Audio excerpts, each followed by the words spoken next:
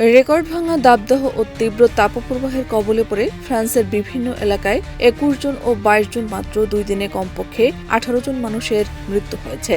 প্রাণ হারানো এই নাগরিকদের মধ্যে ২ শিশু রয়েছে বলে নিশ্চিত করেছে দেশটির জরুরি বিভাগ। দেশের দক্ষিণ পশ্চিমাঞ্চলীয় জনবহুল বন্দর নগরী বোর্ডেউক্সে ২ দিনে পারদ রেকর্ড ৪১.৯ ডিগ্রি সেলসিয়াসে গিয়ে ঠেকেছে। শহরের ইতিহাসে এর আগে কখনোই তাপমাত্রা এমন বিপজ্জনক পর্যায়ে পৌঁছায়নি। এই চরম গরমে সেখানে ৩ প্রবীণ নাগরিক প্রাণ হারিয়েছেন, যাদের বয়স ৮০ থেকে ৯৫ বছরের মধ্যে। এছাড়া দক্ষিণ পূর্বাঞ্চলীয় জেলা কার্পেন্ত্রাসের তীব্র রোদের মাঝে গাড়ির ভিতরে আটকা পড়ে ২ ও ৪ বছর বয়সী ২ শিশুর মর্মান্তিক মৃত্যু হয়েছে। বাকি ১৩ জন নাগরিকের মৃত্যু হয়েছে মূলত পানিতে ডুবে। তীব্র গরম থেকে একটু স্বস্তি পেতে ফ্রান্সের অসংখ্য সাধারণ মানুষ নদী, হ্রদ ও সাগর সহ বিভিন্ন উন্মুক্ত জলাশয়ে নেমে দীর্ঘ সময় কাটাচ্ছেন।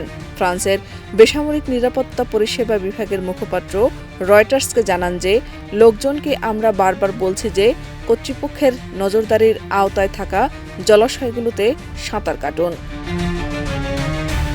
এবারের জুনে শুধু ফ্রান্স নয়, বরং সমগ্র ইউরোপ জুড়েই একযোগে এই দাবদাহ শুরু হয়েছে। স্পেনের উত্তরাঞ্চলীয় প্রদেশ স্যান সেবাস্টিয়ান ভৌগোলিক ও ঐতিহ্যগতভাবে অত্যন্ত শীতল এলাকা হিসেবে পরিচিত হলেও ২২ জুন সেখানে তাপমাত্রা ছিল ৪০ ডিগ্রি সেলসিয়াস। অথচ সাধারণ সময়ে এই গ্রীষ্মেও সেখানকার তাপমাত্রা ২০ ডিগ্রি সেলসিয়াসের নিচেই থাকে। স্পেনের আবহাওয়া দপ্তরের বরাত দিয়ে রয়টার্স এই অভাবনীয় চিত্র উল্টে যাওয়ার কথা জানিয়েছে।